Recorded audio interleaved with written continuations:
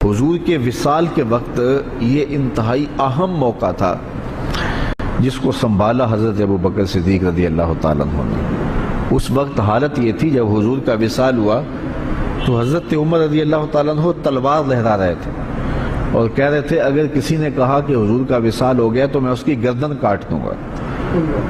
حضور علیہ السلام کچھ وقت کے لیے سکتے میں چلے گئے ہیں، پھر اپنی اصلی حالت میں لوٹ آئیں گے، تو اگر کسی نے یہ کہا تو میں اس کی گردن کاٹوں گا۔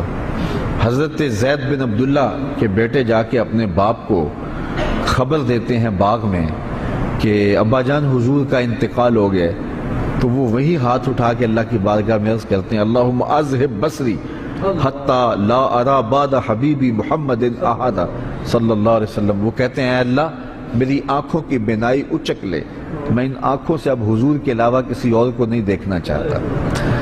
حضرت انس بن مالک رضی اللہ تعالیٰ عنہ فرماتے ہیں کہ جب حضور مدینے میں داخل ہوئے اس دن سے روشن دن میں نے نہیں دیکھا، اور جس دن حضور کا وصال ہوا اس دن سے تاریک دن میں نے نہیں دیکھا۔ بلال حبشی شہر مدینہ چھوڑ گئے کہ اب ان گلیوں میں حضور نظر نہیں آتے تو شہر میں رہ کے اب کیا کرنا ہے۔ اسی طرح حضرت سیدہ فاطمہ رضی اللہ تعالی عنہا روتی تھیں اور ساتھ کہتی تھیں صبت علیہ مصائب لو انہا صبت علی الایام سرنا لیالیہ، میرے اوپر جو مصیبتیں پڑ گئی ہیں اگر وہ دنوں پہ پڑ جاتی تو وہ مصیبتوں سے رات بن جاتے۔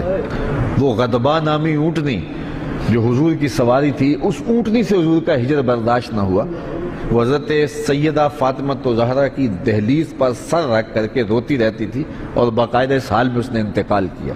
وہ داراز گوش جس پہ حضور سواری کیا کرتے تھے جسے یافور کہتے تھے، وہ ایک اندھے کنویں میں چھلانگ لگا کے اپنی جان سے ہاتھ دھو بیٹھا، جب حضور چلے گئے تو ہم نے جی کے کیا لینا ہے۔ ایک عجیب رنگ تھا کائنات کا۔ اب اس حالت کے اندر کہ صحابہ کے اوپر ایک سکتہ طاری ہے، حضرت عمر تلوار لیے کھڑے ہیں، اور ان حالات میں جو منافق تھے انہوں نے کھیل کھیلا، اور وہ کھیل کیا تھا، بڑا باریک چال تھی ان کی۔ انہوں نے کہنا شروع کر دیا واہ جی واہ، حضور کے موجود ہونے سے کیا رنگ تھا، کیا بہاریں تھی، کیا نمازیں تھی، کیا روزے تھے، کیا جہاد تھا۔ اب کس نے نماز پڑھنی ہے، اب کس نے روزہ رکھنا ہے، اب کس نے زکوٰۃ دینی ہے، اب کس نے حج کرنا ہے، اب کس نے اپنے مال کو پیش کرنا ہے۔ یہ تو ساری بہاریں ان کے دم سے تھیں، تو جب حضور وصال کر گئے ہیں تو اب کس نے یہ نیکی کے کام کرنے ہیں۔ اب پھر وہی قتل و غارت ہوگی، پھر وہی سب کچھ ہوگا۔ تو اس طرح سے انہوں نے یہ بات پھیلانی شروع کر دی۔ اب مجھے بتاؤ کہ یہ کتنا نازک موقع تھا، اور حالات صحابہ کے یہ تھے کہ ان سے سنبھلا نہیں جا رہا تھا۔ عین اس موقع پر امت کو جس شخص نے سنبھالا اس شخص کا نام ابوبکر صدیق رضی اللہ تعالیٰ عنہ۔ تو حضرت ابوبکر صدیق کھڑے ہوئے اور لوگوں کو متوجہ کیا، اور لوگ متوجہ ہو کے ان کے قریب آئے، لیکن حضرت عمر رضی اللہ تعالیٰ عنہ اسی حالت میں تھے۔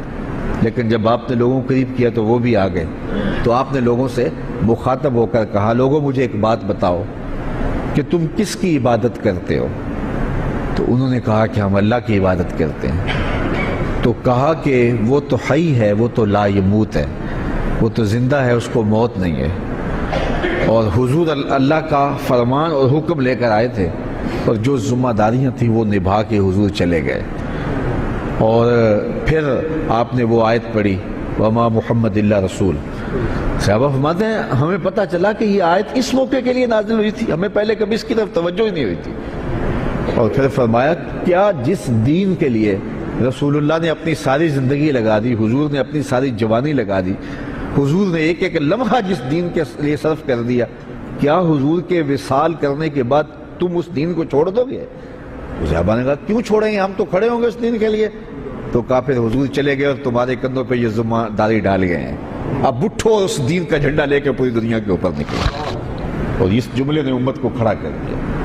تو اس وقت منافقین جو چال چل رہے تھے اور اسلام کے خلاف جو باریک چال چل رہے تھے، اگر حضرت صدیق اکبر رضی اللہ تعالیٰ عنہ بھی اس وقت اسی حالت میں چلے جاتے جس حالت کے اندر باقی لوگ صدمے سے نڈھال تھے، تو مجھے بتاؤ کہ کون سنبھالا دیتا اور کون جو ہے وہ اس وقت امت کو سنبھالتا۔ تو حضرت ابوبکر صدیق رضی اللہ تعالیٰ عنہ نے اس موقع پر امت کو سنبھالا۔ دوسری بات یہ ہوئی کہ امت تقسیم ہونے لگی تھی۔ یہ بات طے ہونے لگی کہ انصار سے خلیفہ ہوگا اور ایک مہاجرین سے ہوگا۔ اس موقع پہ حضرت ابوبکر صدیق نے جا کے کردار ادا کیا اور امت کو اس نازک موقع پہ تقسیم ہونے سے بچا لیا۔ آج لوگ کہتے ہیں کہ ادھر حضور علیہ السلام کا جسد انور پڑا ہوا تھا اور انہیں خلافت کے معاملے پڑے ہوئے تھے، اور میاں یہی تو کام تھا ذمہ داری کا جو کرنے کا تھا، جو حضرت سیدنا صدیق اکبر نے کیا۔ اس وقت اگر نہ اٹھتے تو امت دو حصوں میں تقسیم ہو چکی ہوتی۔ تو یہ وہ احسان ہے حضرت ابوبکر صدیق رضی اللہ تعالیٰ عنہ کا کہ کلیجہ ان کا بھی پھٹ رہا تھا۔ حضور علیہ السلام کی وفات کا جو صدمہ تھا وہ انہیں بھی تڑپا رہا تھا، بلکہ ایک زمانہ ایسا آیا کہ حضور نے صحابہ سے خطاب کرتے ہوئے فرمایا کہ اللہ نے ایک بندے کو اختیار دیا ہے کہ وہ اس دنیا کو اختیار کر لے یا آخرت کو اختیار کر لے، تو اس نے اس دنیا کی بجائے آخرت کو اختیار کر لیا۔ تو حضرت صدیق اکبر رو پڑے۔ تو باقی صحابہ نے حضرت ابوبکر سے پوچھا کہ ابوبکر یہ بات رونے والی تو نہیں ہے؟ تو کہا تم نہیں سمجھ رہے، اس بندے سے مراد خود حضور کی ذات ہے۔ تو اس کا مطلب یہ ہے کہ حضور اب ہم سے جدا ہو رہے ہیں اور انہیں برداشت نہیں ہو رہا تھا۔